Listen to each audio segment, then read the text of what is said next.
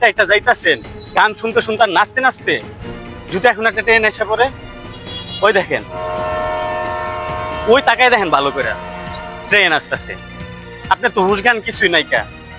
যদি একটা দুর্ঘটনা ঘটে যায় তখন কি হইব? আশ্চর্য, আপনি কে? আমার ফোন, আমার হেডফোন, আপনার সাহস হয় কি করে আপনি আমার হেডফোনে হাত দেন, আমার গায়ে হাত দেন? আমার যেভাবে ইচ্ছে আমি সেভাবে হাঁটবো, আপনি বলার কি? হু আর ইউ?